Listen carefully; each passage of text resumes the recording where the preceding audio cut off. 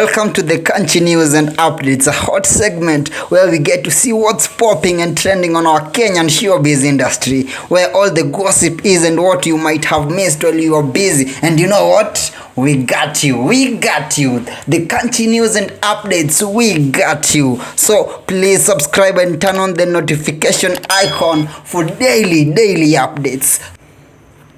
Hello my people, welcome to the Kunchy News and Updates. And about today, actually this is a very sad day. This is so heartbreaking. It is very sad actually to receive the news of our former president Mwai Kibaki passing on. Actually he has passed on at the age of 90, and we were told this morning by the President Uhuru Kenyatta of this news, and the whole country is very sad. Actually, we are getting into a period of mourning where half flags will be the order of the day until he is buried. Where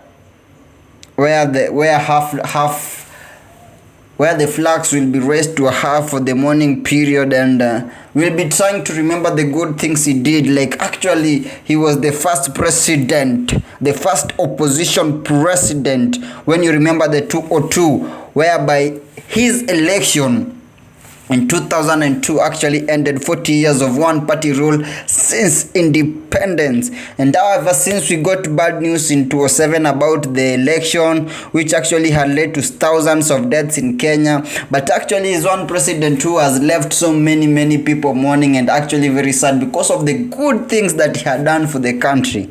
And that's why actually he'll be given a state funeral with the flags flying at half-mast, and it will be a funeral with full military honors. You understand? The Kenyan President Uhuru Kenyatta came out and said this, and as a president, he has to be given something that is worth his rank.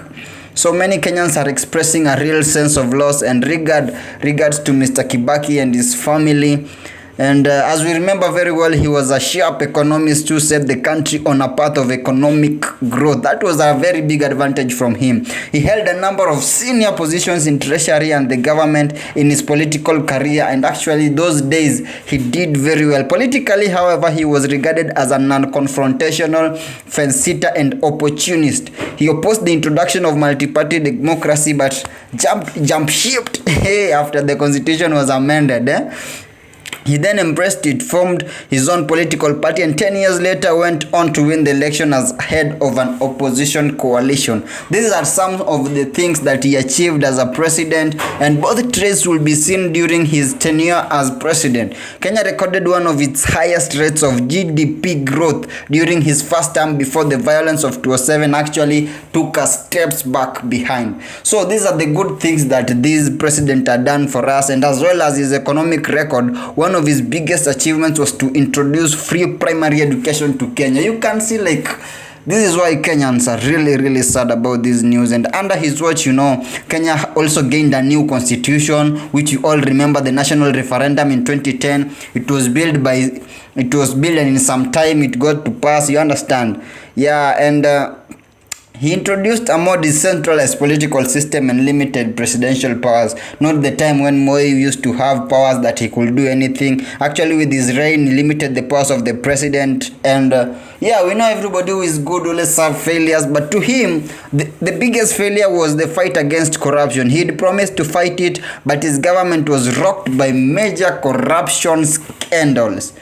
So here we are talking about the good. We are not being biased, we are not being good actually. But the 2007 to 2008 election violence also disputed, like, it led to a large loss of lives. And these were just some of his failures as a president. But as a winner, how he won Kenya, it was more of even his failures.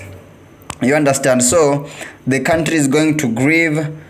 And even Mr. Raila Odinga has joined those mourning the death of his former rival, and he even described it as a very sad occasion for the nation, and saying Mr. Kibaki had served this country for many years with diligence, with fortitude, with honesty and transparency. So from today, about this news for the late President Mwai Kibaki, we are going to update you step by step. How we ask you please to subscribe to this channel. For each and every event that will take place, we will be there to show you and to update you. And this is the Kunchy News.